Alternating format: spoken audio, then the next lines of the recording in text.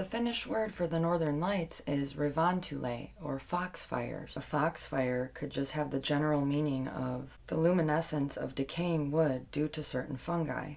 Ignis fatuus is the Latin term for the will-o'-the-wisp, or the jack-o'-lantern, which is derived from Latin fire and fool, because it was a light that would mislead travelers on their journey. And I believe that this mystical type of marsh phenomenon was even mentioned in Bram Stoker's Dracula. Another term for the ignis fatuus is a foxlight. I came across some other cool words, like ignicolist, a worshipper of fire, or ignipotent, having power over fire. I think that the folklore of the firefox, or Tuulikettu, of Finland makes him an ignipotent character.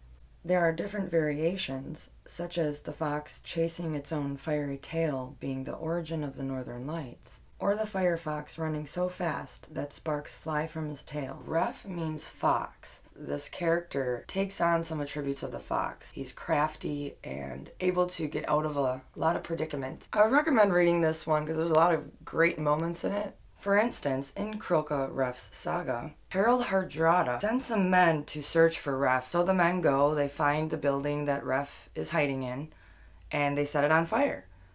All of a sudden, water comes out from underneath the building and puts out the fire. These men were stupefied and thought, wow, this must be magic. So they went and told Harald Hardrada, who said, I don't think it's magic. I think what you guys should do is go back and dig up the water pipes under this building, then set it on fire. So they go back and do as he says. The building starts ablaze. He makes a very crafty escape.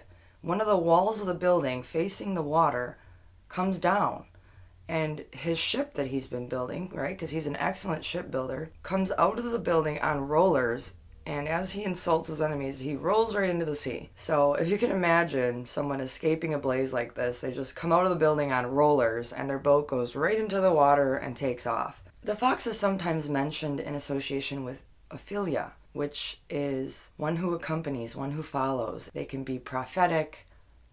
What else? Another random fact. If anyone has seen the movie The Patriot with Mel Gibson, that movie is actually based on a man, Francis Marion, who was a great military leader in the Revolutionary War, and he was given the nickname of Swamp Fox. The fox is often referred to as a cunning creature, and cunning derives from kenning, which means to know.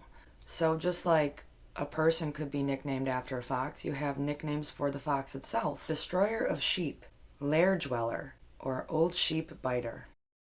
The Eastern lore involving fox shapeshifters sort of reminds me of the Norse swan maidens, or wish mays. A female fox, which is a vixen, can also mean a seductive woman. The Japanese rice goddess Inari liked to wrap herself in a fox's fur, and she would take on the shape of a mortal woman in order to seduce men.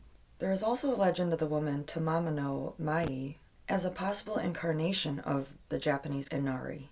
She was known for shapeshifting into a flying fox, and it was only when her enemy pointed a mirror at her that her magic spell was broken. The fox also, of course, plays a prominent role in the ethnofauna of the Native American tribes, and in a lot of these tales, the fox is similar to coyote as a trickster.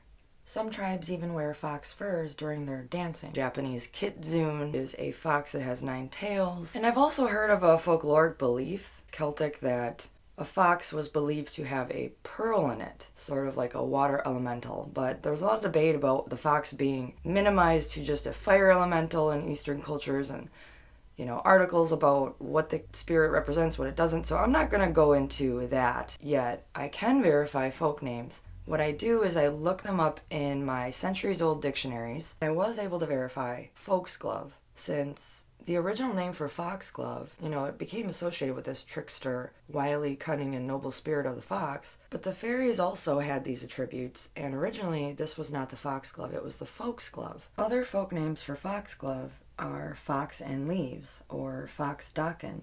Daken seems to be a Scottish word for useless or meaningless. Perhaps they called it foxdaken because they didn't really have a medicinal use for this poisonous plant. I don't know. Not sure. So I researched ethnoflora pertaining to the fox, and I was able to find just a few things like how the fox's foot is orchard grass, valuable and widely grown hay and pasture grass. The fox rose is the Scottish rose, the club fir moss, fox feet, and fox geranium is another name for the herb Robert, which derives from the Germanic bright in fame.